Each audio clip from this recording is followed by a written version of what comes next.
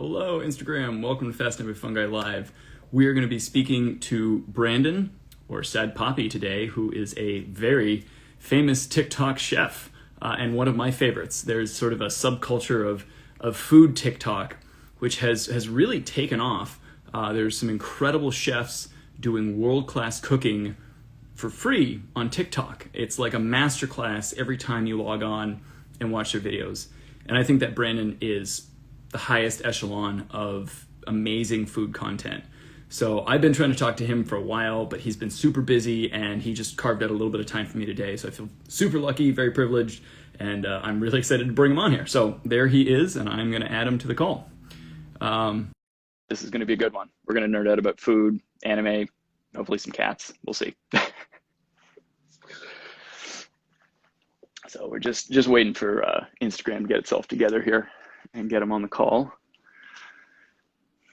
Oddly enough, it is not adding him, but he should join in just any moment here. But again, thank you guys all for joining us. This is pretty special to have this many people on a live, so thank you.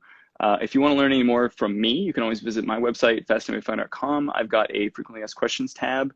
And for anyone who's here because they haven't seen my cooking content, I do some cooking too, so check out my Instagram TV channel, and there's some good stuff on there. So it seems like the program's having a little trouble adding Brandon here. Brandon, I'm gonna go ahead. Oh, there he is. Yes, boom, technology, we got it.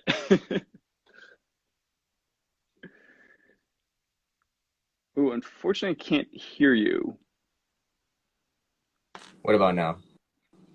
There we go. That works. Yeah. Instagram's like bugging out right now. I still have the "Would you like to go live?" Oh. I can see you. That's all that matters. Okay, cool. I guess that's the important part. But hey, dude, how you doing? I'm doing very well. How are you? I'm all right. Enjoying. Actually, got a sunny day here, which is nice. Yeah, it's great. Personally, wish there's a little bit more rain for me, and I know you guys down in SoCal have had a pretty dry year too. But yeah, like you know what it's like. Whenever there's rain, it's like the first thing you see on the Instagram story. Like, oh my god, you know. Yeah. Well, we gotta get some rain for those famous LA super blooms that everyone gets so excited about. You know, Yeah. Go out and take your photos with the flowers. But yeah. So you've been you're a busy dude. You got a lot of things going on.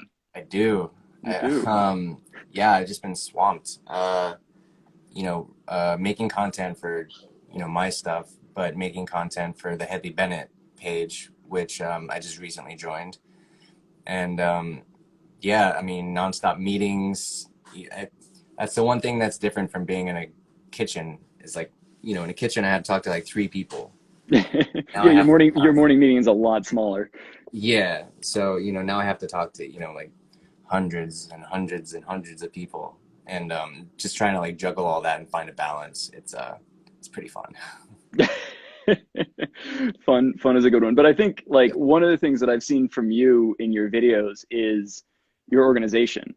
I think that's really interesting because like as a chef, you have to learn how to get organized, and like as a home chef, it helps to have the organization, but like it's okay if dinner's not on the table in half an hour and it takes 45 minutes instead. But like if you're at a fancy restaurant and someone's waiting too long, like Michelin star places, it's not cool to keep them waiting. So you've done a lot of organization with putting stuff on the board. Do you feel like that's kind of helped you in life too? Absolutely. I like those are some good habits that I'm always going to try to keep when working in restaurants. I was lucky to start in like really, really fast casual restaurants. So, just massive numbers, you're getting slammed all the time. And if you're not organized, then you just can't make that happen. And then, all the way up to working to fine dining, it's not as many covers, but the precision, you need hyper organization to just make it happen. It has to be a well-oiled machine. Every station needs to be working properly, or, you're gonna disappoint some guests, especially if you're paying a lot of money. You're not just paying for food, you're paying for an entire experience. Everything has to be perfect. So, if there's like one little hiccup, at, the meeting at the end of the night, everyone will be like, yeah, we really got to work on that. Like this table waited like 8 minutes too long. We need to do better. and it's like a big deal. So it's been drilled into me to just be hyper organized for so long. You know, my a lot of it's probably not like stuff you can carry over to a home kitchen, but a lot of it is. You know, like I have like a Metro rack, so you know maybe everyone doesn't need a Metro rack at their house, but you know it's nice. You know. Yeah, I mean, it certainly never hurts to get a few nice things to help you make some good food. But you also like, I think one of the important things is like, I see your kitchen, and it reminds me a lot of like the kitchen I had for 7 years in grad school, which is like a tiny ass kitchen with not Yeah. a fancy stove and not a nice fridge. Like, Yeah. you don't have like an 8 burner Viking range. You have like the No. most basic. You've got some nice pans and some nice knives, but like you're making like world class food in a very simple kitchen. And so like Yeah. anyone can do the stuff that you're doing in some ways. No. Yeah. I mean, not what Absolutely. you do, but make the food you make at least. Yeah. Yeah. Absolutely. Yeah. My kitchen is tiny. Definitely not outfitted for you know the stuff that I do, but I make it work.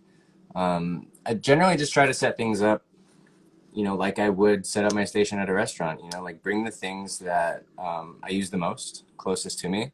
I don't have to. I don't have to leave. I don't have to find them. So you know, I have all my salt, pepper, seasonings, all laid out right here in front of me with my tools, and then I can just prep and I can just work, and then you know everything just goes right back to its home right here on the countertop, and that like simplifies the cleanup as well. As soon as I'm done, I just put it right back and that's it, wipe down and I'm done. So That's the part I struggle with. I'm good at the cooking part. The cleaning part, I need some work. yeah, I won't show you my sink. I'd be embarrassed. yeah. I mean, it's definitely like something. It's a habit that Yeah. you need to acquire. But I mean, it really does help in the long run because like when I'm done cooking, all I have to do is wash my pan that I cooked with, and you know, like I just clean as I go. You know, like if something's at a stopping point or my steak is just sitting in you know the pan or you know whatever searing, I just turn around and I wash a cup real quick and that's it. Yeah, Cool. yeah. You want to talk a little bit about your like journey through food? Like, where'd you come from as a chef? And like, are there any chefs or restaurants or even like cookbooks that really like spoke to you and kind of inspired you? Yeah, so I think my first inspiration was my family, my immediate family. So my grandpa was a baker, and I would spend the weekends at his house, and you know he was always showing me how to bake, and I really appreciate that now because it's a lot. It's kind of like a skill that a lot of people don't know anything about. So I'm really glad that I learned that really young. And then you know my dad had a culinary background. He was a line cook before he was a line cook paying his way through school. So he was the cook at the house. So he was always showing me stuff. And yeah, so you know, I was exposed to cooking very early on, and then I actually had a different career before I started cooking. I used to work in body shops and I would restore cars, and they made me a But manager. attention to detail, right? Yeah, so It shows. I worked in body shops and I started as a detailer. I worked all the way up to a painter, and then I became a manager. So a parts and production manager. So it's my job to inspect the cars and deliver it to the customers and like so on and so forth. And I hated it. I hated it so much. I was sitting at a desk on the computer all day, and I was bored out of my mind. I didn't get to work with my hands or create anything anymore. And yeah, I just quit. I I was like, I don't like this. I don't want to do this, and I quit. And I took like a minimum wage job as a fry cook, and then you know that was that was that. I just kept cooking from then on. Uh, you know, 2 jobs. So I was like a fry cook at night, and then I would work bread and pastry somewhere else in the morning because like the bread and pastry hours are like so bizarre. They would you know get there at like 3 in the morning and start like making the bread.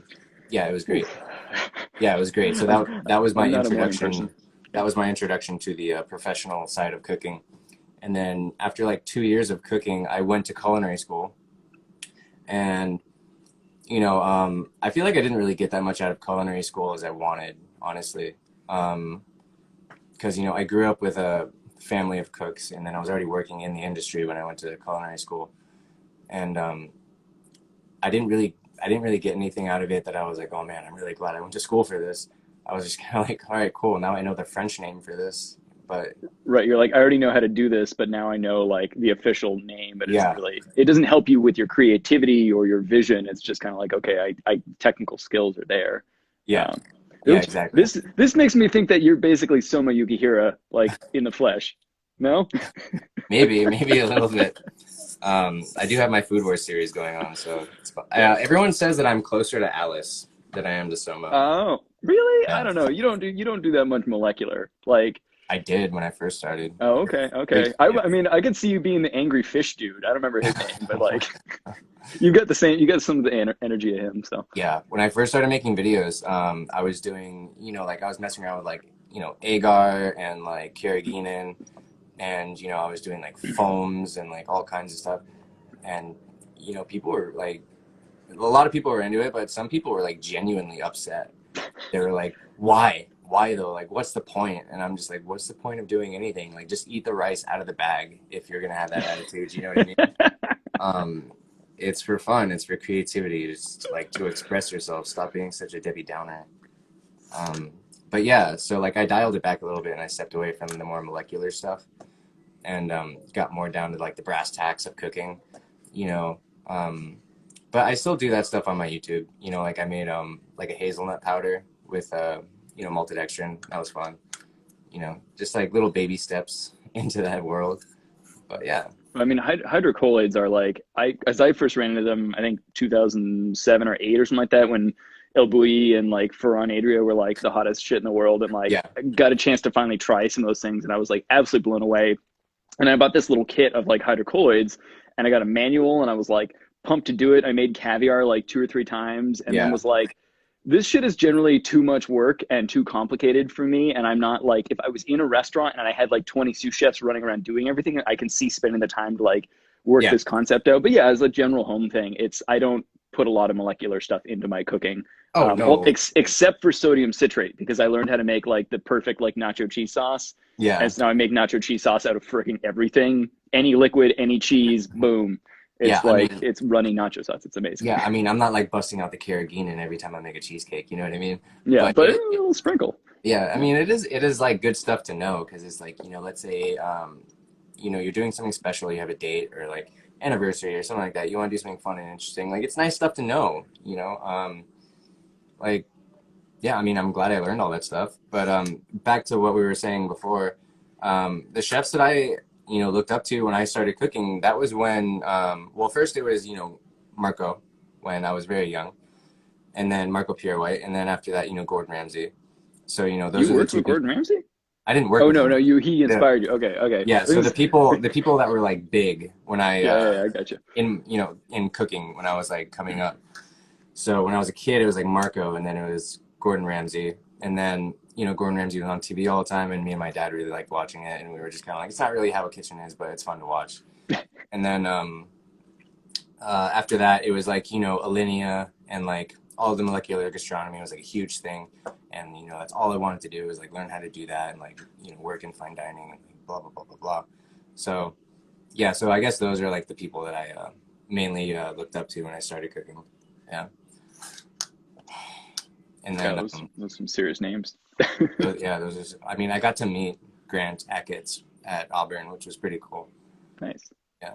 And then of course, Rene Redzepi with all the fermentations and like. Yeah, Renee just blows my mind. I'm like, I'm lucky enough occasionally he'll like ask me mushroom questions or like send me a mushroom thing, and I'm just like, I can't believe that Rene Redzepi like even knows that I exist, let alone like a chance to talk to him once in a while. So Yeah, that's really rad.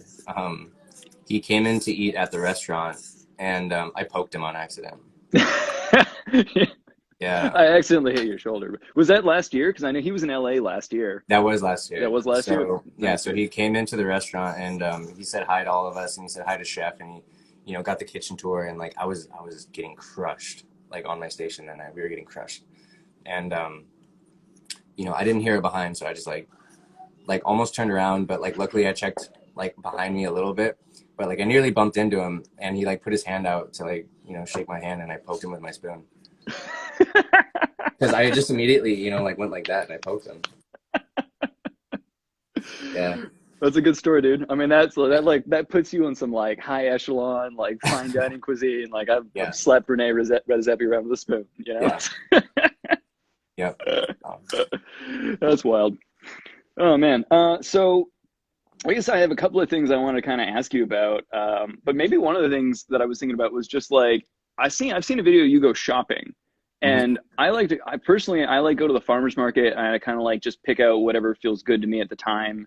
And occasionally I'll go to like a grocery store and get, a few things. But I'm trying to sort of like piece together what I'm eating. I'm very privileged in that I have like time to do this, and I have economic resources and all this kind of stuff. I can even go out and forage and find a bunch of random mushrooms. But like, how do you go out and find good ingredients, good food? And like, when you're developing recipes, do you go out and just buy random stuff? Do you have a concept? Do you buy things for it? Like, talk to me a little bit about your shopping process. So my shopping process is actually, it's exactly that. It's a process. I'm hyper organized, so I have my little whiteboard here, and I plan out the things that I want to do. And I'll sit down and I'll write like a little mise en place list, and I'll be like, all right, I have this, I need to go get this. And then I have stores or markets that I like to go to for certain things. So, if I'm doing a Korean recipe, there's a family run Korean store right down the street. So I'll just go there because it And helps small business. Korean markets are so good. Yeah, so I'll find exactly what I need right away, and I'm helping a small business, so it's like a win-win. And then farmers market, I definitely hit the farmers market. I go on Wednesday and Saturday to Santa Monica, Nice. and then sometimes I'll go to the Hollywood farmers market. But I really like Santa Monica. It's kind of like the Mecca out here in LA.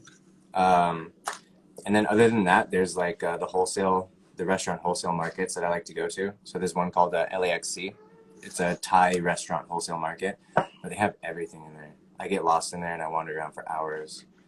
And that's where I buy like my deli cups and like all that other stuff as well. But yeah, you could buy like a whole pig there if you really wanted to. So That's pretty cool. yeah, I love it. Have you ever roasted a whole animal for anything? Yeah, we have. Yeah, that's Yeah, I haven't done it yet. I mean, I've done like whole fish, but not pig or yeah, cow we or did. anything. I worked at a restaurant, Redbird. We did a whole pig there, and yeah, it was fun. It was great. We have like a special box just for cooking pigs is what it's designed for. The cochina, is that? Yeah. So it Yeah, has that. like you put the coals on the bottom and then it has a lid and you put the coals on top. So it kind of mimics like cooking it in the ground kind of Hmm. situation. Hmm. But Yeah, yeah, heat no, from all sides and some internal convection and yeah, exactly. steam and And almost even pressure, even a little bit. I don't know, something. yeah, I mean, I think it has vents. So I mean, Okay. you could like close the vents and pressurize it if you want. But yeah, it was really fun. We did it, like with like fish sauce, lime juice, like Thai chilies, like yeah. Oh, that sounds so good. I get that brings me another question. I don't know how this happened, but when I was a kid, I had a Taiwanese babysitter, and so I got a lot of exposure to like Asian food and uh, random Chinese, foods as a kid. And it's something that I go to Chinatown now. And I'm like, I don't know what any of this stuff is called, but I want all of it because it speaks to me. Were there like specific food cultures that you grew up with, like in LA or elsewhere, that kind of influence your cooking now? Yeah, absolutely. So I mean, I'm pretty fortunate as a cook to have grown up in LA because I think it's like the second most diverse city in the world. So, I grew up here and I like a lot of the food that I post, it's not just like random food that I picked. It's like food that I grew up eating as well. And like I don't claim the culture is my own, but it's food that I really enjoy. And then also all the chefs that I trained under for the most part were not originally from America. So, I've worked with Chinese chefs, Japanese, Filipino, Vietnamese, Armenian, people from all over the world. And they're always trying to add a little bit of their cultural food into the dishes on the menu. And especially when I was a younger cook, I didn't realize it at the time, but I was learning techniques from other cultures. And I had no idea until much later, and I got educated on it. And I was like, wow, that was really cool that he taught me that. So I get asked all the time, like, how do you know how to do this stuff? And it's like, I was just really fortunate to work with a lot of really good chefs, you Yeah. know? Well, and some And of it's just a function of like eating food, and you're like, I liked that dish. How do I make it? And then like learning how to use something like fish sauce properly, because you could like smell fish sauce in the bottle, and be like, oh, it smells gross. I don't want to put that in my food. But you're like, no, no, no, you got to get over. It. You got to get over that first like 30 seconds where it's heating up and the smell kind of is weird, and then you're like, yeah, no, that deep, heavy umami just like pushes through. It makes it all yeah, worthwhile. yeah. So speaking of fish sauce, my favorite thing to pair fish sauce with is with tomato. So Oh, yeah, tomatoes. yeah. So like if you're making a tomato sauce and you're cooking it down, add a little bit of fish sauce. There's like so much natural like umami and MSG going on right there. So good. That's yeah, I gotta try that. I've done like the cinnamon stick, the kind of Greek thing in tomato sauce, and I like that angle too. I Yeah, wonder if you could like hybridize like Lebanese style like al pastor with some like fish sauce. I've thought about this a lot about like the connection between like Thai food and Mexican food and all of like the ingredients in common, like cilantro and lime, and Yeah. Mexican food is dried shrimp, and then they have fish sauce, and it's like how could you take some of those things and like again spin in just different cultures and like create. It's not trying to like hybridize food, but just like take stuff that's similar from different food traditions and smash them together in a really delicious way. Like, Yeah, well, I mean, one thing that I've noticed is like a common theme is like a lot of food traditions, like all around the world, like they're pretty similar. Like, like you could take a dish from, like I did this candy. So I made pica gomas, which is like tamarind candy. mm, But I was doing the Mexican variety, the one that I grew up eating. And, there are people in, Africa, the Philippines, the Caribbean, people from like all over the world. And they're like, oh, we eat this exact same thing. And I'm like, yeah, that's really cool, isn't it? But then, eventually people started arguing about whose it actually was. And I was like, why can't we just vibe that we have like similar traditions in food? and I mean, even if you look at the way that food moved around the world, like it was, yeah, it was a function of colonialism, but also a function of trade. And like yeah, food has always been the thing that allows all of us to talk to each other, even if we, yeah, even if you're fighting, you can probably still sit, yeah, still sit down and have a meal together. So. yeah, exactly. So, yeah, that's just like a running theme. It's like, I did horchata, and then, Ooh, yeah, I saw that one. That's, by the way, horchata, add some candy cap to that next time you think about it. Just gonna put that in your head. But Yeah. someone from Spain got very upset, and he was like, this is not horchata. Horchata is made from tiger nuts. And I'm like, yeah, well, I mean, you guys did kind of colonize Mexico, so there's going to be some crossover there. And he was just like refusing to believe that there was another drink called horchata. And I'm just like, I didn't make the rules, man.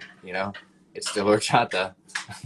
But yeah, it doesn't help you to not be open-minded when it comes to food. I think that's exactly one of the most important things you can do is just like keep your mind open, keep your palate open. Yeah. And I like travel is one of the things too that really shifts the way that you view food. Like I went to Spain in my early 20s and went in disliking a certain number of things like red peppers in particular. I was like, I don't like red peppers. I don't want to eat them. And then I went to Spain. Like grilled bell red peppers were something that there's something about the flavor of it that my parents had put it in pasta. I was just like, I don't want it. And then I went to Spain and I like ended up eating this. I couldn't figure out what was on a friggin' menu. So I was just like, I'll order this sandwich. And I got a sandwich that was just like steak and red peppers. I was like, oh, fuck, I'm going to hate this. Yeah. And then I was sitting there with my glass of Tempranillo and I was with my buddy and I was eating this and I'm like, this works. And this works on like a level that I've never experienced before. And partially it's because it's piquillo peppers. And I don't love red peppers, but piquillo peppers do it for me. But it was like, piquillos are amazing. And just like, it's totally shifted the way that I viewed an ingredient and even an entire flavor profile. And I can think back to sitting, I don't know what the heck the restaurant was, but I can think back to that exact moment of trying to be like, this is good. And so that's open-mindedness through your palate is a great way to experience the world. But. Yeah, I think that's one thing that I run into a lot of the time is like people are not open-minded. Some people, I'm not gonna say all people, but some people are not open-minded and it's like, oh, well, that's not how Mima did it. And I was like, was Mima a trained chef? Maybe you should just try it and see if you like it or not. And they're just like, no. I'm like, all right, well, I'm sorry that you don't like good food, but. I mean, the thing that kills me sometimes is when people are like, well, I don't eat onions. And you're like, man, I can't think of a way to make good food like without alliums in it. Like, yeah, it's possible, but like, you're taking away a lot of tools there. Yeah, I mean, I run into that problem a lot. Like, I try to actually be really constructive with stuff like that. I get people a lot of food allergies in my comments, and I always try to bounce back with an idea. So it's like, someone was allergic to garlic. There's garlic chives. Are you allergic to onions? There's garlic chives that you can play around with. Or it's like, I can't have dairy, and it's like, oh, well, you can use this plant milk. Stuff like that. I try to be really conscious about that because when I was in the restaurant and I was behind the stove, we had people with like eating restrictions or allergies and stuff all the time. And it was never my business to be like, get frustrated and be like, oh, why'd you come here then? It was my business to make sure we had a really good meal. So I just try to keep that same energy with my videos, try to give you options. Yeah, I mean, and that's the best thing you can do is like, I have a lot of friends who are vegan, so I got used to like trying to cook things out to a point where it's like, okay, this portion is getting butter and this one will just get like, the vegan margarine or whatever. And it's like, Yeah. just keep, and not getting upset about it, just because someone has a different dietary like needs than yours. Yeah. Sometimes there's BS, and there's a lot of like people who do these weird fad diets and stuff like that. And that's frustrating, certainly as a chef, because you're like, I just really want you to try it like this. And if it's not going to kill you, then please eat it. But if it is going to kill you, please tell me, because I don't ever want to hurt anybody with my food. That's like that, being a chef is almost like being a doctor. You take like a Hippocratic oath to like not get someone sick from the food that you serve them, Rule number one is don't kill anyone. Yes. But yeah, I mean, at Auburn, like we were tasting menu, but we had like three separate tasting menus for like different big eating restrictions that we had. So we had a vegan set that was ready for every single dish. And then, we would have, pescatarian. So that meant that we would have different sauces as well. So it's like me as a saucier, it wasn't just like making one sauce. Like I had to make bordelaise, It was like I have to make a bordelaise. I have to make a mushroom jus for the vegans. I have to make, pescatarian sauce. I have to do like all of this extra stuff. But I mean, it was fun. I mean, it was worth it. And, everyone was happy. So. Okay. So you just mentioned you were a saucier, and that makes so much freaking sense as to like the way that you cook, because we mentioned this earlier when we chatted, but one of the big things you miss out at home from that you do get in a restaurant is sauces. And sauces are not as simple as like, just throw a little thing in here and let it boil for half an hour and then use it. It's like sauces end up being like multi-day, multi-dish, many step processes often to generate something like a demi-glace and like, or a bordelaise.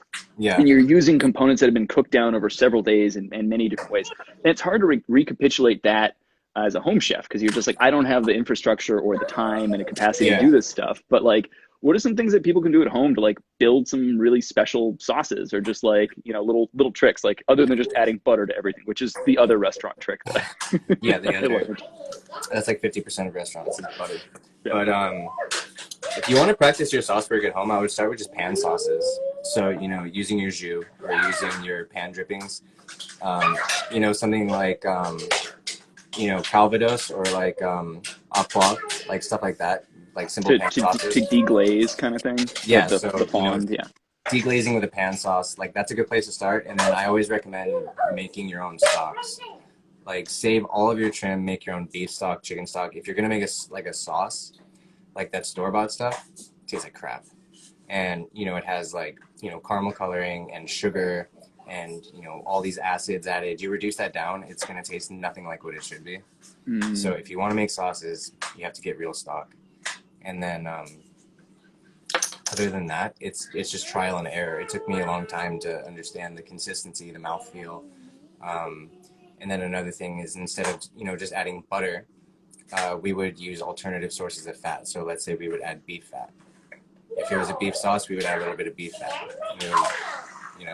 Or we would not emulsify any butter into it, and we would just break it with a little bit of olive oil. Or we would break it with a little bit of, foie gras or something like that. Yeah. There you go. Yeah, so, I've had foie gras mayo. That stuff slaps.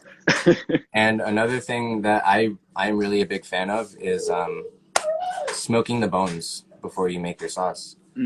So, we would make this seafood broth, and we would take the cod bones, and then, we would soak them in ice water overnight to pull out any of that gunk. And then we would smoke them really hard. Get all that smoke flavor on there, and we would use that to make our fumet. So you're adding another layer of complexity. It's just like little things like that that can take a sauce from like, this is really good sauce, to like, holy crap, this is a really, really good sauce. So, and then, we would also do other things, like we would add, things like kombu, just for like the natural MSG properties and stuff like that. Where you're like, this is a Western dish, but we're gonna add an Eastern ingredient because it gives that background layer, and Yes. So that is another really big thing, is if you compare Western sauce work, is like you're taking a bunch of fresh ingredients, putting them in a pot and cooking that down.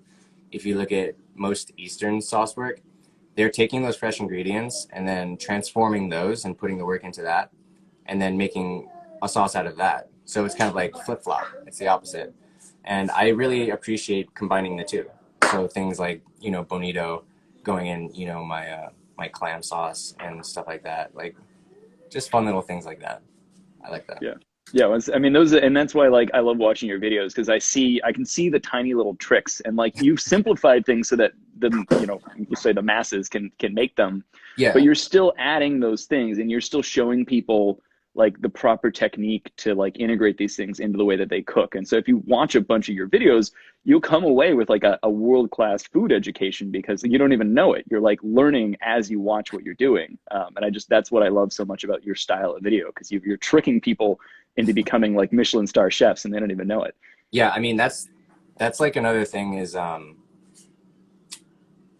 like if you go online and you look up a recipe, like they're probably going to give you the most basic one, and that's all people know is to make bordelaise, roast your bones and then just reduce it with a fuck ton of red wine. Like that's it. And it's like you can make it so much better. This is how we would do it. And just because it's different, some people get a little caught off guard by that. And I'm like, I'm gonna let you know that's how we do it in restaurants. That's not Martha Stewart's bordelaise. Right, right, yeah. Yeah, Roasting the bones, roasting the veggies, like hell, yeah, taking some demi-glace you had left over from last week and putting a big spoonful of that in, like, you yeah. know, bouquet garnis. There's so many little things, and I mean, if you see any of the comments I leave on everybody's TikTok videos, I'm like, put porcini powder in it, because that's one of my, one of Yeah, my I mean, my tricks. But and then we kind of talked about this earlier, but like whenever I make a bordelaise or a beef sauce, I layer the beef in there. So when I'm, roasting the bones and the vegetables, they get rubbed with beef tallow, or they get sauteed in the pan with beef tallow. And then, it gets bone marrow in there with the bones. So that's another layer of beef flavor. And then once we go, like, so you'll make that with your stock. And then once you go to make your finished product, your bordelaise, we use oxtails. So super high in collagen, super high in gelatin. So it's going to give you that silky smooth body and mouthfeel without having to add too much butter. So, it's just little tricks like that. Like I shared that recipe on my TikTok a while ago. But yeah, oxtails. And then whenever I do I a was gonna chicken. say, you just remind me. I got to make a kare kare, that like oxtail soup. Yeah, I think I mentioned that at some point, as I haven't done it yet. But you said yeah, oxtails, and it's in there. So sorry, yeah. go ahead. And then likewise with like chicken broths or like chicken jus or anything like that, I use chicken feet. Like, Yeah, chicken feet are. I keep those in my freezer at all times for yeah, exactly that reason. When I make a ramen broth, I'm like, boom, chicken yeah. feet. Chicken feet, so much collagen and gelatin, and like it'll add like a layer of richness to your sauce, like for sure, that you definitely won't get it like one of those cardboard things. No, there's not a lot of collagen in those things, and that's, I 80%. guess, one of the things I want to ask you about. And this is just, I talked a little bit to Alexis Nicole about it like earlier this summer, but how to thicken broths in a similar way to collagen, but in like a vegan way. Because I've been trying to develop like the idea of making like a really nice unctuous vegan ramen broth, and like mushrooms and seaweed, when you blitz them up, give a fairly, not super similar to collagen because they don't have quite the same stickiness, but they have the same depth and weight of mouthfeel. Yeah, So I was wondering if you had any like thoughts on how to make some like thickened stuff in a vegan friendly way. xanthan gum. No, well, but no, not just xanthan gum, because yes, you can do anything to a goop with xanthan gum. It's an exopolysaccharide that bacteria make, and you can, Yeah. your salad dressings and your toothpaste and everything in the world has xanthan gum in it now. But how do you do it with flavor? Not just adding a hydrocolloid. Well, I mean, I say xanthan gum because that's exactly what we would do for our vegan sauces. Okay, okay. So Well, I mean, I mean, so you, at the highest level, you guys were using, was it like you making like a 1% xanthan gum solution or something, and then dosing a little bit of that in, or? so what we would do is we would take our broth and we would simmer it, reduce it, get it exactly to the flavor profile that we want, and then we would do it when it's hot because it'll thicken as it's cold, obviously. So make sure it's hot when you're doing it, and then we would blend it with 0.8% xanthan gum Okay. and adjust it from there. And yeah, I mean, we called it the vegan bordelaise because it was completely vegan, but it had the same body and mouthfeel. That's awesome. And that was, the mushrooms were like the base of the umami in that bordelaise. No, we would actually do it with really hard charred onions. Oh, okay. So burnt allium. That's, Yeah, so we would yeah. do burnt onions, and then we would do a little bit of tamari. So I mean, I think there's mushroom in the tamari mash. I think so. But we would do tamari, and that would add like depth and complexity, and then it would get this garlic chive oil. So I mean, it tasted not exactly like Bordelaise, but pretty similar. And it was just from, charred onions. And we That's would, incredible. blitz it, thicken it up. It was good. It was really fucking good. Yeah. Okay, so I want to like work your brain a little bit here, and this is like one of the things I've just been like waiting for the moment you and I get to like sit and like go back and forth on food. So I'm going to ask you about how to cook some mushrooms, and I don't need to hear like, I mean, you can tell me things you've done, but I'm like in real time, I want to just like brainstorm some like recipe ideas here with you, basically. Okay. So just in a theoretical situation, if someone showed up at your door with just like crates of mushrooms and was like, here, Brandon, do something with these. What would you do? Like buttons, white. Okay, first of all, portobellos, creminis, and white and button mushrooms are all the same species of mushroom. It's all Agaricus bisporus. So they all taste roughly the same.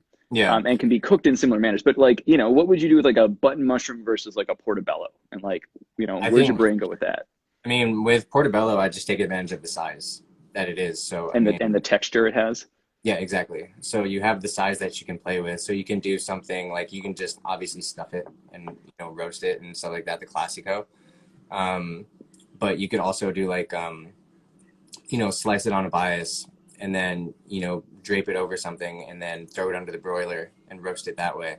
So just take advantage of how big it is and obviously the texture. And then for button mushrooms and like creminis and stuff like that, I pretty much exclusively use those for stock because there's other flavorful mushrooms around the same size.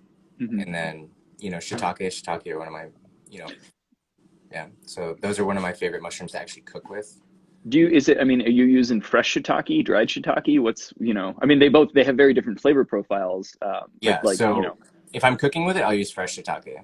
But I mean, I think I did a vegetable stock, but I added a bunch of dried shiitakes because it adds like the roundness and the meatiness and the umami that vegetable stock is generally lacking. Right. So I mean, I utilize both. And then, what other mushrooms are we working here? Let's see. The next one on my list is oysters and like oyster mushrooms as sort of the smaller ones, and also like the king trumpets, the ones that can be like pretty meaty and pretty big. Yeah. King trumpet mushrooms, like I'm honestly kind of like classic. I just love, cutting in half, scoring, and then searing, butter basting, thyme, rosemary, like a bunch of aromatics. Mm-hmm. I just really love the texture that way. It's like meaty and it has bite and it's just really satisfying. Yeah. And then, we've also done, you take a fork and you just like shred it. Okay. And it's like a faux meat. So, instead of like a pulled pork, it's like a pulled king oyster. Yeah. I've done that where I've made because I really like putting meat and mushrooms together. I think that's like one of the best things you could actually do for your digestion. Yeah. Because meat, when you cook meat, what does it do? It renders fat. And what do you do when you cook mushrooms? Well, you need fat because mushrooms have zero fat in them. Yeah. And so putting them together helps like kind of soak up that grease without having to like pour off random, nasty grease into the sink kind of thing. Yeah. And then having the fat absorb into those mushrooms, the mushrooms have all these polysaccharides, so they slow down your digestion and it changes the way that your body is digesting. It's also adding fiber to meat. And that's one thing people are like, I eat a hamburger. And you're like, cool, have fun pooping, or not pooping. So I like adding mushrooms and stuff. So I've done like pulled pork and then I've shredded, either chanterelles or like oyster mushrooms or something into that to kind of be like, when it's all together, the texture of mushrooms and meat is so similar that you're not realizing you're eating like half the amount of meat you were eating before. Yeah. I think that's why so many people, when they're trying to create vegetarian or vegan concepts, they use mushrooms so much. Yeah. Oh, definitely. Yeah. But then you are losing completely the meat flavor. And that's where I'm like, I want to use like a little less meat, but like more mushrooms and still get like the best of both worlds.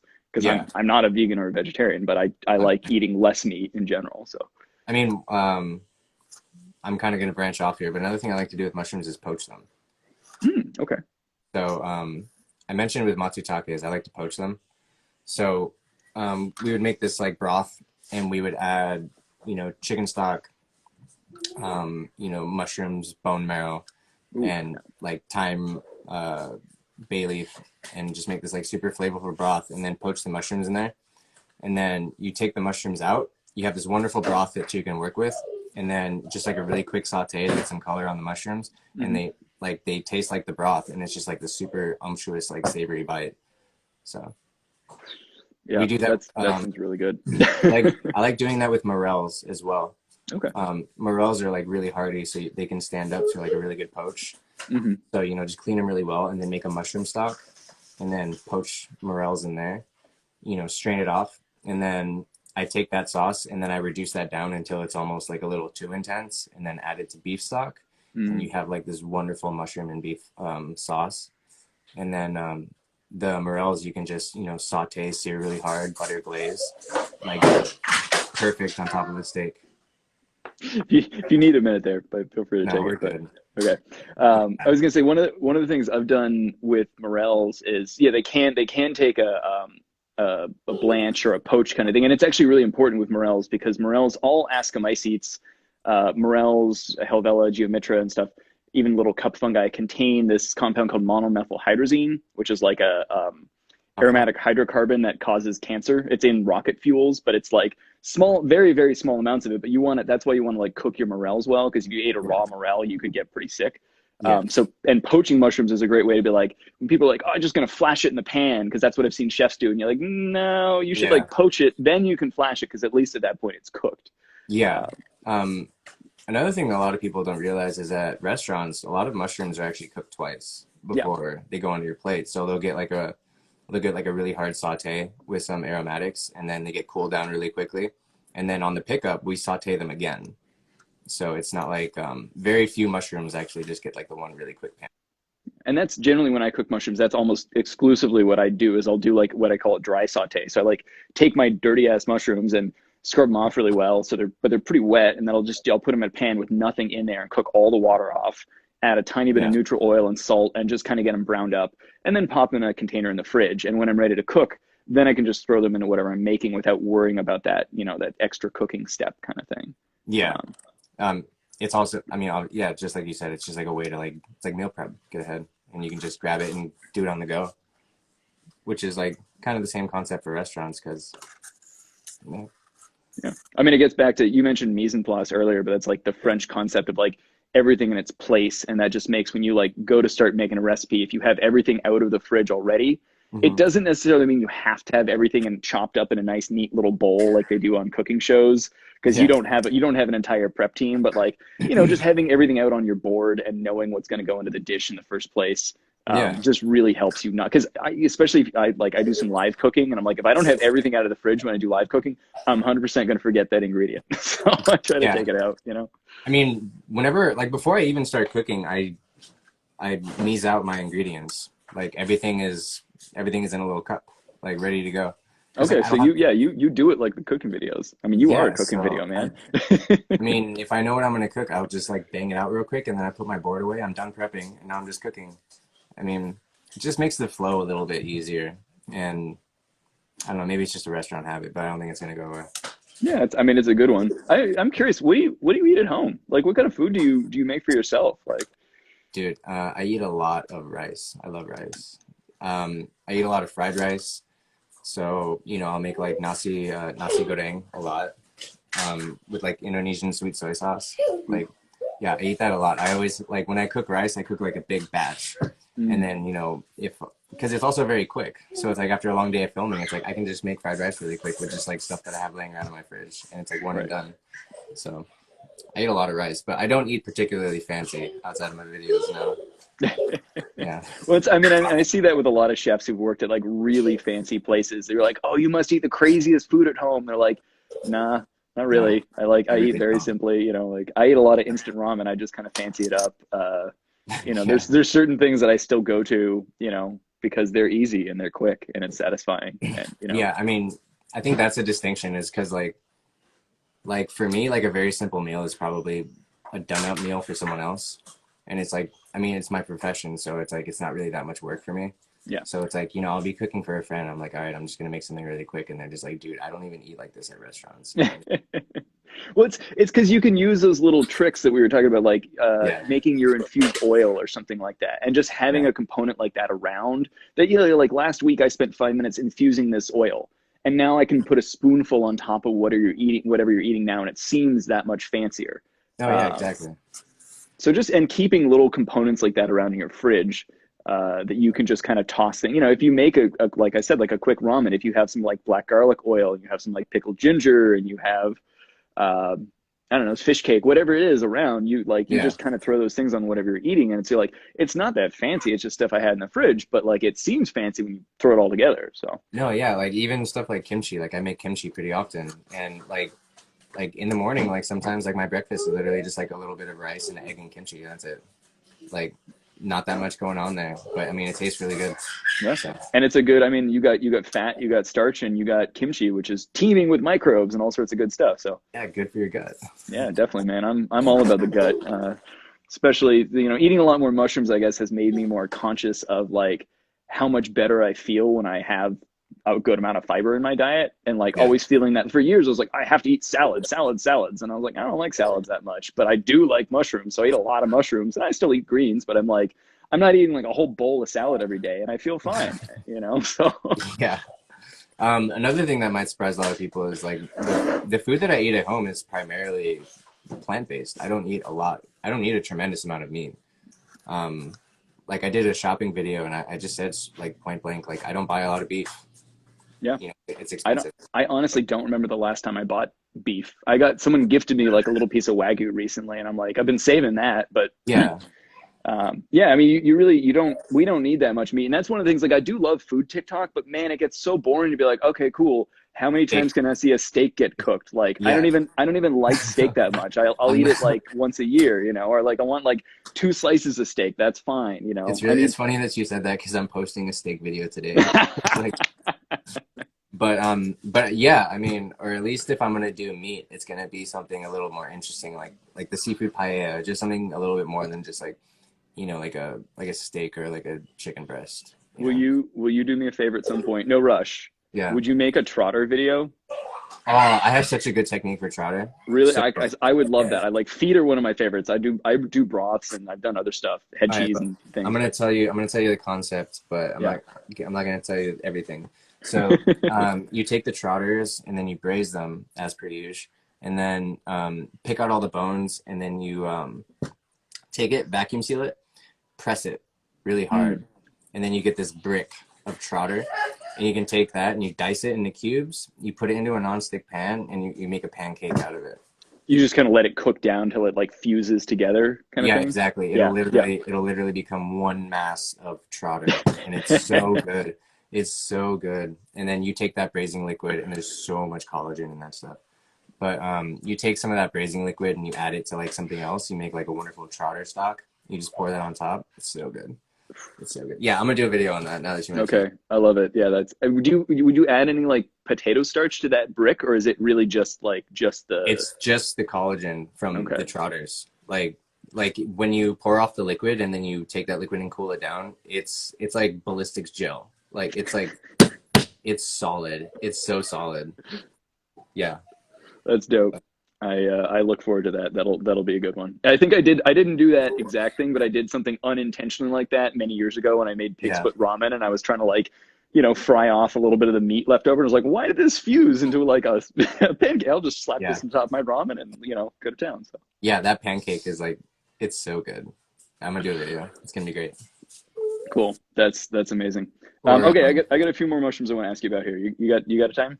yeah, I got time. I gotta. I mean, I'll probably try to keep this about an hour, so I don't take up too much of your day. But have you cooked? Oh, and someone was asking me, by the way, in the chat, where to get mushrooms, and I think Brandon would tell you the same thing. But like, you can go to Whole Foods and buy expensive mushrooms for too much money, or you can go to your local Asian grocery store. Yes. Which certainly in a place like LA, you have a lot of options. In some other places, you may not have that many. There's no Asian grocery stores here in Napa, but you know, within 20, 30 minutes of driving, I can find one, kind of thing. Yeah, absolutely. So Asian grocery stores, absolutely. And then also farmers markets always have mushroom stalls. Yeah. Like 3 or 4 of them. So if you're ever looking for like a specialty mushroom, you can probably find it there, or they'll probably point you in a really good direction.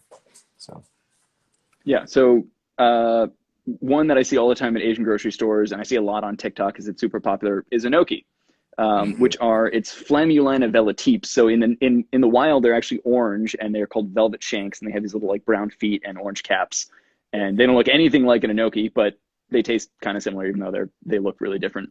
Yeah. But do you have any like thoughts on what to do with a gnocchi? Fun things to do with that? I always dredge it and fry it, get it super Okay. crispy. I mean, Yeah. it's classic, it's delicious. I eat it just as a snack like that. Or, we've done dishes with it where you fry it, but you do it kind of loose. So it like spreads out like that. Oh yeah, like a fan. Yeah, I've seen that Yeah. one. I was actually thinking about doing that tonight because I bought some gnocchi like the other day, and I was like, I So want to try that TikTok thing I've seen. it's a great garnish. We did this, it was white bass, and then it had like a condiment of mushroom and sunchoke. And then, it got that fried gnocchi on top, and it looked beautiful. And Sunchokes are. I love sunchokes. Those are so yeah. good. And then, the other way that I always see sunchokes is they always put them into, rolls. So, you would wrap it with beef, and then you would sear the beef with the gnocchi inside, and the gnocchi would like steam inside of there, and it's really good. Yeah. Yeah, I like all that. I mean, hot pot and stuff like that too is pretty standard. But Yeah. what about maitake, or that's Grifola frondosa is the scientific name. And it's funny because like maitake, what we know it as, is so different than the wild form that it grows on the East Coast on oaks, and it fruits in these huge clusters that can be like 10, 15, 50 pounds even. They're very large, and it's super meaty and thick. But the maitake that we get is, I think actually, I want to say it's imported from Japan, or like the genetics of the maitake we eat is probably from Japan because it's like a Japanese growing technique, and they grow them in little jars and they fruit at the top, but they're fairly thin, and it's very light compared to like the wild stuff. But yeah, what you do a lot of stuff with maitake. Yeah, definitely. I do. So those are another mushrooms that I like to poach. They stand up to a good poach, and then you can sear them, and they're delicious like that, or they stand up to roasting really well. So just a little bit of olive oil, and then roast it really hard, and then or fat, like animal fat, like beef fat, and then roasting it really hard. And that's actually what I'm gonna do. I told you about my mushroom tart. I'm gonna do that with the mushroom tart. And I also like using them in like so it was like we did a pot pie, and it had chicken liver, chicken heart, and a bunch of roasted maitakes that went in there, and then the gravy itself was actually made with mushrooms, so it was just kind of like the super umami, and like it was really good. Layer on layer on layer of flavor, and like, I mean, using livers and hearts is like, those are like really flavorful parts of a chicken. Yeah. So I dig that. That's you only really got cool. like a little cup like this big, like this. Yeah. It was so rich. That's kind of the point of restaurant food, is like some restaurant food, if you got a major serving, like a Denny size serving of restaurant food, you'd be like, I don't know if I can eat all this, or if I even want to eat all this. But if you have like, it's that Thomas Keller concept of like, if you can keep everything, that first bite is amazing, and like the second and third bite are like, oh my God, I want more, then it's over. You're always left wanting more and thinking that was the most incredible thing you've tasted. But if you get to the fourth and the fifth bite, you're like, okay, I get what this is about. And you kind of like, you get over it. So yeah, I mean, there was actually like a study done about it's like really oddly specific, but about tasting menus. And the tasting menus are so satisfying because it's like, if you eat exactly like you said, like more than 3 or 4 bites of something, it's like you get used to it, and it's actually a response from your brain. It's like if you switch to something else and start eating something else, it's like, oh, this is new, this is more nutrients, this is stuff that I need. So your brain will just keep telling you, like, the more you switch food, like, oh, just keep eating. So it's like so you go to a tasting menu, you eat 20 courses, it doesn't really feel like all that much, but it was a lot of food.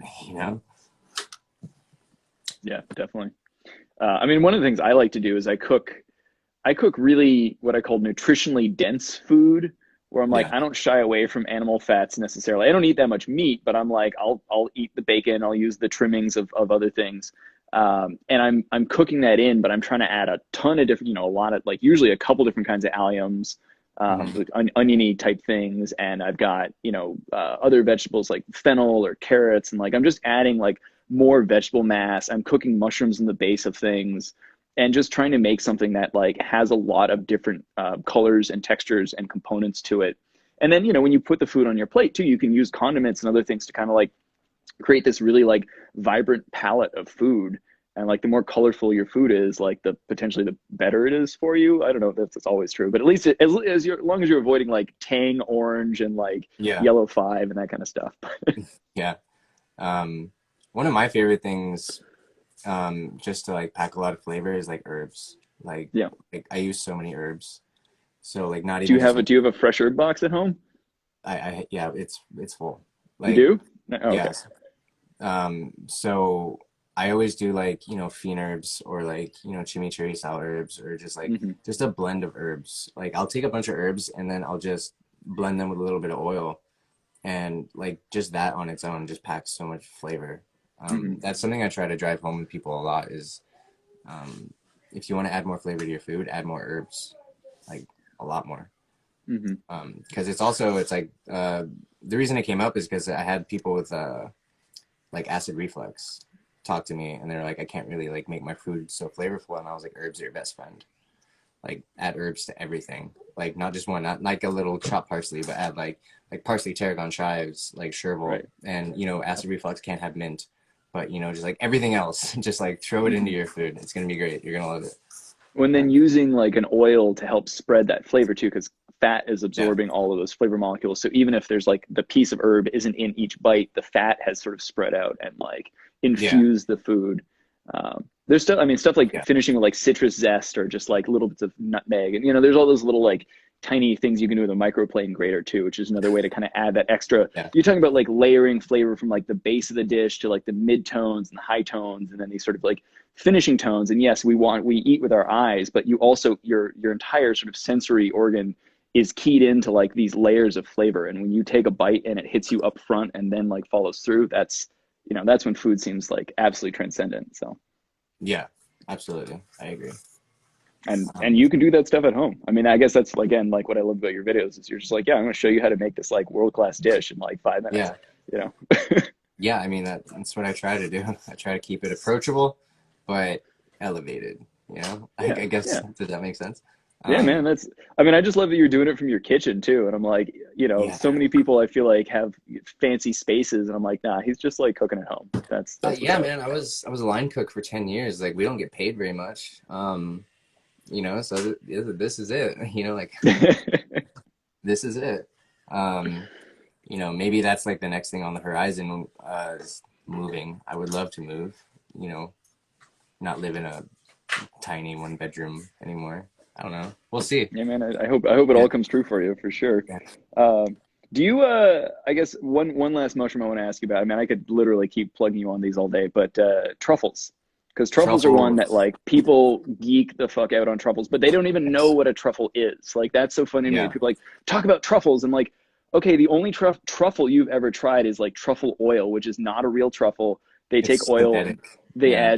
add dimethyl sulfide, which just like stinks. It's like if you think of a truffle as an orchestra, dimethyl sulfide is like one guy with like an electric guitar that's badly tuned. It's just like, "Ah!" So Yeah. like, Yeah. I was very fortunate to work with a very, very French chef, and he taught me the skinny on truffles. The Holy Trinity, fatty, creamy, and so like rice, pasta, mm, mhm, eggs, even root vegetables, potato and truffle, amazing. mhm. Cheese and truffle, amazing. I just really hate seeing people shave truffle over a ribeye because it doesn't really like add anything to the equation. Like those No. are two really bold flavors clashing with each other. Um, Yeah, you but need sort of more subtle things for truffles to really infuse and get all of the notes, because otherwise, yeah, yeah, it's noise. yeah. So truffles and fat. So what we would do is we would slice the truffles and then we would dunk them in beef fat before we would put them on the plate because that helps release the truffle flavor, and then the fat absorbs that truffle flavor and it spreads on your palate.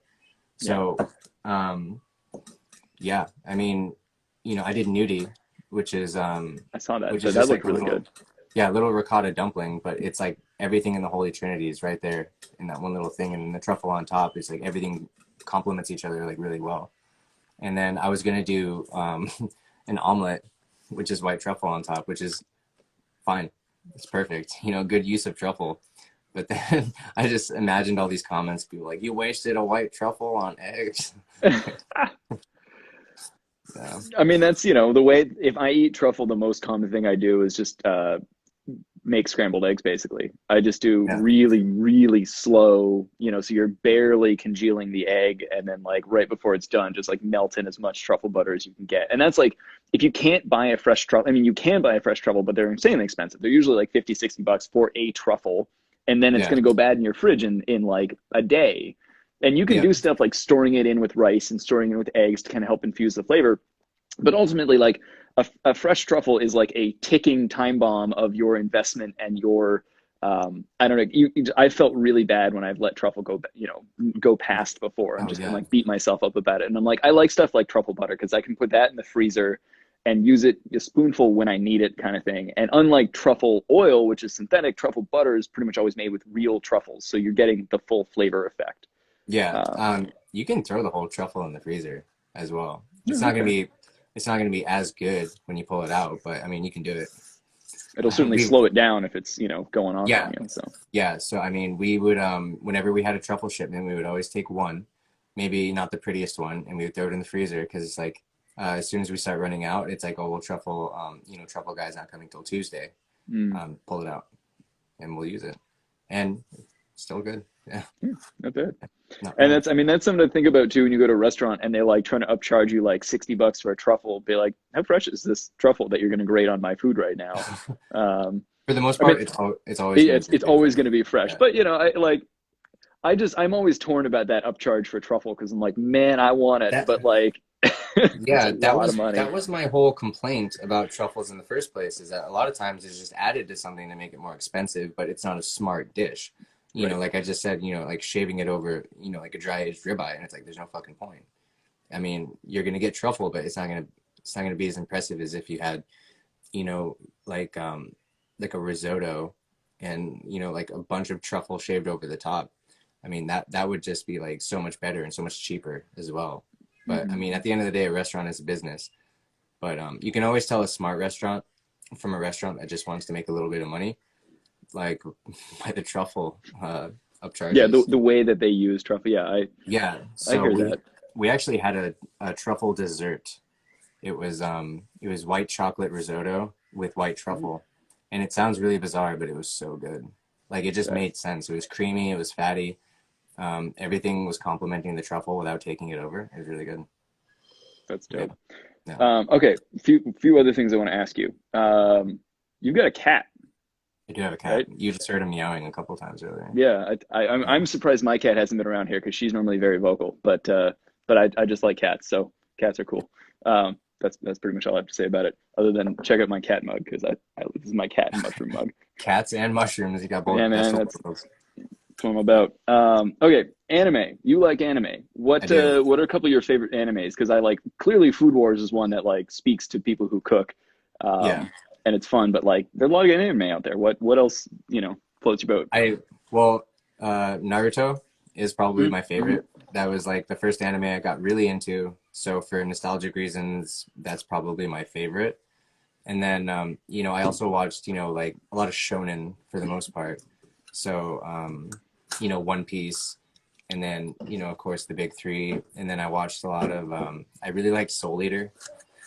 Oh I was yeah, I've seen some episodes of that. It's pretty good. Yeah, so I was really hoping that they would do like like a revamp of Soul Eater like they did with Hunter x Hunter, and like Mm. reanimate it, and like but oh well. There's like the Soul Eater spin-off, but that one's not really that good. And then yeah, so like the newer animes that I'm into is like Attack on Titan. I'm avidly watching Attack on Titan. And then Doctor Stone was really, really good. I really like that one. Season 2 is coming out and I'm super hyped for it. And then yeah, just like stuff like that. And then of course, Food Wars and all the random ones like Yeah. that. Yeah. Yeah, Food Wars was like I started watching it kind of skeptical and like I think Yeah. my partner walked in during the first episode when like her clothes burst off. She's like, "Gordon, this is Yeah. gross. Why are you watching this?" I was like, "No, it's good. I think it's gonna be really good." And Trust me. I got super addicted and like I just love how like legit all their food is. Um, Yeah. Like there's Technique wise, flavor wise, like yeah, it's it's like cool. actual techniques. Like as a cook watching it, I'm like, that's like actually a real thing. And so like when I recreate the Food Wars dishes in my videos, people will be like, "What?" And I'm like, "Yeah, it's a real thing." That's how you do But it. I just did a Food Wars video. I did the karaage roll and Mm-hmm. the crepe. Like the closest thing that I could, surmise it to was it was like a Vietnamese crepe, banzao. Yeah, I kind of saw that. I was like, that looks a lot like a Vietnamese. Even the color was like, No, yeah, that's pretty was much there. what it was. Like that's what I called it. I called it that, and someone in the comments got very upset with me, and they were like, "Oh, well, traditionally it has green onions, and you need to like get it really crispy." And I was like, "This isn't traditional. Yeah, I This was is gonna say, it. you're Have you like, I seen? can't. Yeah, Yeah, and like I feel like in a way is like I can't make traditional foods because I'm not traditionally from a country, or I can't make things that are authentic. And like authenticity when it comes to food is about cooking like what's on hand, what's in your fridge. Like I don't know. It's like, authenticity is such a weird question when you think about food because you're like, what's authentic? Like what I make and what is delicious seems authentic to me. yeah. I'm not trying to be something that I'm not. I'm just like I just want to make food that tastes good, you know? Well, no, So I just thought it was funny because I'm literally I'm recreating a dish from an anime, yeah, from a TV and show, you're and like, Food Wars nonetheless. Like it's Food Wars is kind of out there. People have foodgasms, and this person's yeah, like, oh yeah. well, that's Everything not. they eat, their clothes blow off, and they Yeah, your clothes become like more. Yeah, burst off of you, and this person was upset that I didn't make it super traditional, and I was like, this isn't meant to be traditional. Like it's from Food Wars, yeah. but And that's I that's just Soma Yukihiro's whole thing. He's blending the Eastern and Western components to make shit really yeah. delicious. Which is you are a real life Soma, man. I love it. Yeah, but I mean the thing is like she like the person didn't realize that like I went through the whole process and I was like I made it really crispy and I made it traditional the first time, but it doesn't roll when you do that. Okay. And like in Yeah, the because it show, cracks, right? Like, yeah, it just cracks and it breaks and it splits and I was like, well, you can't do that. So, to make it authentic to the show, like I just didn't make it crispy. It was a roll and it came out great. It was still tasty, but I just thought it was funny. It's like traditionally it's done this way. I'm like, lady, people's clothes explode in this show. well, I guess that brings me to another thing I want to ask you about was responding to people because like Yeah. as your account grows and you get more and more feedback, like it's gotten really overwhelming for me, and like I've gotten a few times recently, I've gotten like tossed around in the comments because I start responding to people, and like it takes me a while to realize that they're trolling me, or like, or they're just messing with me, or like something. You're like, I'm trying to educate people, I'm trying to put the best information out there, and I'm trying to be friendly most of the time. But when people are actively unfriendly to you, like, how do you deal Yeah. with that energy? It's hard. I mean, for the most part, people are either just like really confused, so they just like being rude for no reason. And I'll just be like, well, actually, it's because of this reason. And it'll be like, oh, okay, I didn't know that. And it's like one and done. Cool. People like that are awesome. Hmm. And then you have the people that are just there to troll no matter what you say. Yeah. And for those people, I just like to clap back. And, it's kind of like a little ritual in my comments. So, I did a sugar cookie recipe. And this person commented and they were just like, oh, so you made, pretty much diabetes, can you make something that's like, guilt-free and gluten-free and like da da da, and just being like very, very rude to people in the comments. And I just commented back and I was like, it's a sugar cookie. If you want guilt-free, go eat a salad. And Which is a yeah, good point. Yeah. yeah. So I mean, when I get really rude people like that, I'll just hit them with a little dose of reality. But for the most part, everyone in my comments is actually very nice. It's a nice little community that we have going on. So Yeah. And it's TikTok to me is just amazing too, because like on YouTube and Instagram, primarily you're going to have people who are probably our age, millennials, and maybe some a little older, a little younger. But TikTok is that there's a lot of like literal children on that app, oh which yeah, worries me because there's some very impressionable kids seeing some fairly adult things on that app, and even children doing adult things on that app, which is even more troubling. yeah. But that's not us. Um, Well, I think they did a thing. you reach a different demographic. Yeah. What do you think about that? Sorry. Well, I think they just did a thing where it's like, if when you start your account, you list you're under 16 or something, you can Hmm. only Hmm. engage with accounts that are also under 16. I think that's something that was being implemented. Mm, And after that happened, a lot of the troll comments stopped. So I was like, interesting. well, that explains it. But Yeah. yeah, I mean, I think it is Surprising. kind Literal children aren't emotionally mature enough to leave intelligent comments on videos. yeah, yeah. But Yeah, I think, I mean, ever since that, it's been pretty tame. Um, I don't know. There is Cool, a lot man. of like adult stuff on TikTok though. There's a lot of stuff. It's like, you kept getting your account flagged or whatever. And there's like other things that I'm like, how does the TikTok guidelines allow this to stay up? Yeah, I don't yeah, understand. yes. Yeah. Yeah, I believe me because I've scroll for like 5 minutes. I'm like, what did I just see? And I'm like, I'm trying to educate people on mushrooms, and yet like my stuff's getting Yeah. taken down. So I hope that at some point it kind of all balances out and like I don't know. Well, one day we'll both get those blue check marks, and then I don't know if that gives us any more leverage or anything. Like, I'm just sad because like when like last March, TikTok introduced the feature of like, hey, you can tag a Wikipedia article, and I was like, perfect. Yeah. Now instead of having to provide context for all these mushrooms, I can just link to the Wikipedia article, and people can read what I read. And then that feature was immediate. I got like reported once, and that feature was immediately taken away from me, and I've never been able to get it back. And I'm just like, man, I really miss the capacity to like link to a Wikipedia article or like do some of the other stuff. I'm just like, I don't know how to get back in like the good side of TikTok, but Yeah. I mean, I still don't have that option when I post videos. So yeah, yeah. it is what it is. But yeah, I mean, I'm super excited to see everything that you've built. It's been utterly incredible to watch you.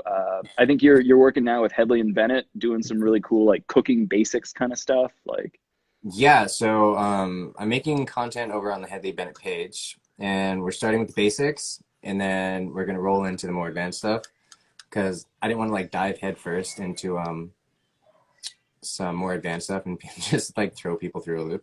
yeah, So we're gonna do that, and then we have a lot of stuff in the pipeline, so we're gonna do like guest chef takeovers. So we're gonna oh have nice. yeah, so we're gonna have chefs or other creators, come in and do videos with us, and we have a lot of really big plans going on. So yeah. That's super cool. Yeah. So a couple of things. I know there's people asking questions in the comments, and I've been largely ignoring you because I'm trying to talk to Brandon. But if people want to fire off a couple of questions, let's look at them real quick. And then I know one of the things is, can we see your Metro rack? Because people seem very interested in that. Whatever that means. Yeah, I mean that's his setup, and that's like everyone's chef, kitchen could look like that. You can go buy a wire rack and put stuff on it. It's all about how you organize it. It's not about the rack itself. Yeah, I mean Um, that thing was cheaper than IKEA. So yeah. yeah. So, um, I guess one of the I still want to ask you, and this is like briefly because we've run well over the hour here, but like potatoes, man, you do some cool stuff with potatoes. Yeah. Um, what's the most important part about cooking a potato, you think? The most important part about cooking a potato, I mean, it depends what you want to do with it, really. Well, yeah, But the most important part for anyone at home is to cook it evenly. It's a root vegetable. You don't want to, bite into it and then it's like hard as fuck in the center. So get creative with how you cook it as well. It doesn't need to be just, like a boiled mash. I like to cook my potatoes whole. Keep the skin on. It's more nutrients. No hmm flavor leaches out into the water. hmm Tastes more like a potato. And then you can mess around with it from there and make your pomeli go and stuff like that. It's really easy to peel after you boil it whole too. And then you can take those peels and you can fry them, and you have like a little nice crispy little crumble you can put on top of something. And Which then is a great point because if you think about like cooking animals, everyone's always bragging about eating like snout to tail, but like when you cook yeah, a vegetable, like don't waste the pieces of the vegetable too. Your carrot peelings can go into your stock. Your potato skins could be fried. It's the same. yeah, Eat the whole vegetable. yeah. So there's even like this thing that I did where it's like if you peel your potatoes, you save all the peels, and then you blend them with a little bit of water, and you get like this crumble. Hmm. And it's pretty much like you squeeze all the water out and let it dry off a little bit. It's pretty much like a potato panko. You just roll something in it and fry it. It's And amazing. it probably has awesome like potato flavor because that's so much of the Yeah, potato flavor is there. yeah, exactly. It's like a potato, it's a potato chip crust. So That's awesome. And I think potatoes are one of those things too that's like they're so simple, but there's so much technique that can go into making stuff yeah, that it's you can take this very humble ingredient and do absolutely amazing things with it depending on what sort of process you put it through and the way that you like heat it and gelatinize it and crisp it or make it soft or there's so much you can play with there. yeah. So Uh, we would do these smoked duck fat potatoes. So we would bag them with duck fat and aromatics, and then we would sous vide them, and then we would take them out of the bag, and then we would smoke them. And I think that was like my favorite bite of potato I've ever had. that That sounds really good. Yeah, I feel really limited because it's like I worked a grill for 4 years, and then at Auburn, our thing was that everything came off a hearth. So we had a hearth, so everything was either like smoked or dehydrated or something like that. But I'm just in like this little 1-bedroom apartment, and I can't have a grill here, so I feel very limited. We got to get you like a fund to get you access to one of those big ass kitchens that has all the things in it. Yeah. Like, I want you to have Yeah. a pizza oven and a coquina and like I want a man cave at some point that's gonna be nothing but like cooking implements in my backyard. That's just like a place to go and prep. But Yeah, I mean that's what I'm working on right now. Like with Headley and Bennett, I have a couple access to grills, but it's just like with COVID and everything, the coordination isn't really like the best right now. But as soon as everything starts to normalize a little bit, yeah, I'm gonna start grilling a lot of stuff and smoking, and yeah, it's gonna be great. Someday I want to come down to LA and just like make some dinner, or like we like screw around and like do a fun pop up together or something like that. That'd be really fun. Yeah. But Mushrooms yeah. are good. Oh, definitely. So many ideas, but I'll let you go because it's been a while. But thank you so much for joining me. Do you have you have Instagram, you have TikTok, you have a YouTube. Do you have a website? Do you have like a Patreon? Is there anything else that people can like find you on, like interact with you? No, not really. That's pretty much my primary platforms. I'm working on a website right now, but it again, I just been a line cook, so like getting the money to like start things up. So I'm working on a website right now for just like my recipes and stuff like that. But, well, I look forward to everything you do. So it's been a real pleasure. It's good to be here. Yeah. All right, man. Well, thank you so much. Thank you everyone for joining us. And I can't see the chat, but thank you guys. Yeah, absolutely. Thank you, Brandon. Have a good one, man. Bye. Bye.